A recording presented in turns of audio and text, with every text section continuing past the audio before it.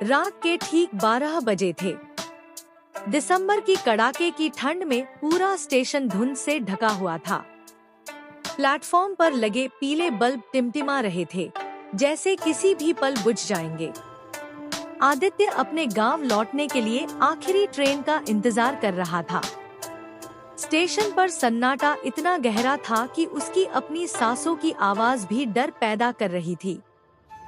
Ticket खिड़की बंद थी, चाय वाले गायब थे और दूर कहीं कुत्तों के रोने की आवाज सुनाई दे रही थी। तभी लाउडस्पीकर अचानक खरखराया। प्लेटफॉर्म नंबर 3 पर आने वाली मध्यरात्रि एक्सप्रेस कुछ ही क्षणों में आएगी। आवाज सुनते ही आदित्य चौंक गया, क्योंकि उसने इस ट्रेन का नाम पहले कभी नहीं सुना था। स्टेशन मास्टर से पूछने गया तो उसने कांपती आवाज में कहा, उस ट्रेन में मत जाना बेटा, वो ट्रेन हर रात नहीं आती और जो उसमें चढ़ता है कभी वापस नहीं लौटता। इतना कहकर बूढ़ा स्टेशन मास्टर अपने कमरे का दरवाजा बंद कर अंदर छिप गया। आदित्य ने इसे बूढ़े की बकवास समझा, लेकिन तभी अचानक पटरियों पर तेज कंपन होने लगा। घना कोहरा चीरती हुई एक पुरानी काली ट्रेन स्टेशन पर आकर रुकी। ट्रेन की खिड़कियां टूटी हुई थी, डिब्बों पर जंग लगी थी और इंजन से अजीब सी चीखने जैसी आवाज निकल रही थी।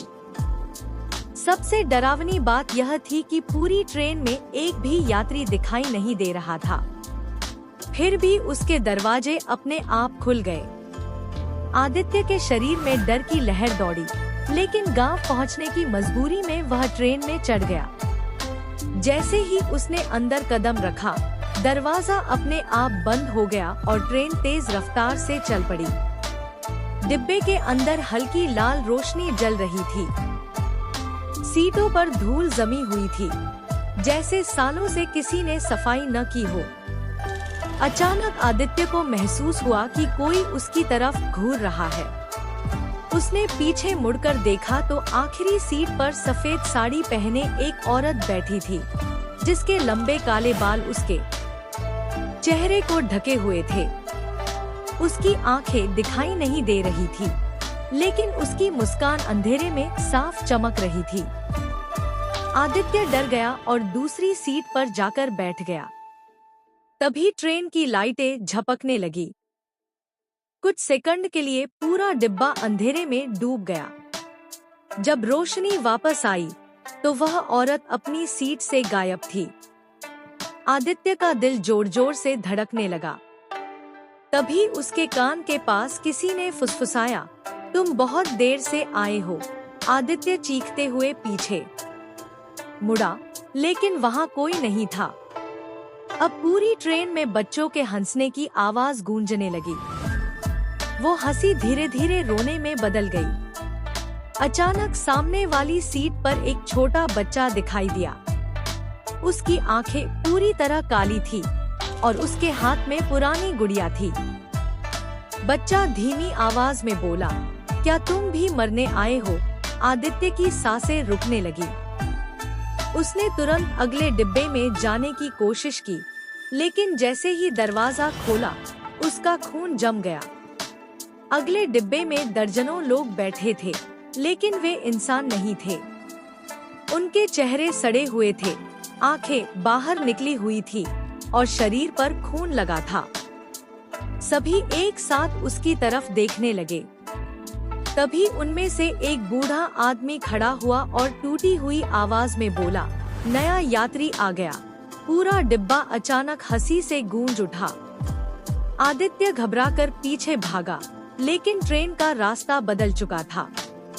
अब खिड़कियों के बाहर सिर्फ अंधेरा दिखाई दे रहा था, जैसे ट्रेन किसी दूसरी दुनिया में पहुंच चुकी हो। तभी ट्रेन अचानक रुक गई। बाहर कोई स्टेशन नहीं था, सिर्फ घना जंगल था। दरवाजा अपने आप खुला और एक लंबा काला आदमी अंदर आया। उसने पुरानी टिकट चेकर की यूनिफॉर्म पहन रखी थी। उसका चेहरा पूरी तरह जला हुआ था और आंखों की जगह सिर्फ काले गड्ढे थे। वह धीमी आवाज में बोला, टिकट दिखाओ। आदित्य कांपते हुए टिकट निकालने लगा, लेकिन उसकी जेब खाली थी। टिकट गायब हो चुका था। टिकट चेकर की मुस्कान और डरावनी हो गई। उसने कहा, जिसके पास टिकट नहीं होता वो हमेशा के लिए इस ट्रेन का यात्री बन जाता है। इतना कहते ही सारे भूतिया यात्री अपनी सीटों से उठ खड़े हुए। उनकी आंखें चमकने लगी और वे धीरे धीरे आदित्य की तरफ बढ़ने लगे। पूरा डिब्बा चीखों से गूंज उठा। आदित्य जान बचाने के लिए भागा और ट्रेन के आखिरी डिब्बे तक पहुंच गया। वहां एक टूटी हुई खिड़की थी। उसने बिना सोचे चलती ट्रेन से छलांग लगा दी। नीचे गिरते ही वह बेहोश हो गया।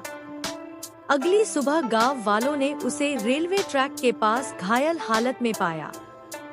जब उसे होश आया तो उसने रात की सारी बात बताई, लेकिन गांव के बुजुर्ग उसकी कहानी सुनकर डर गए। उन्होंने बताया कि 25 साल पहले इसी ट्रैक पर एक ट्रेन दुर्घटना हुई थी।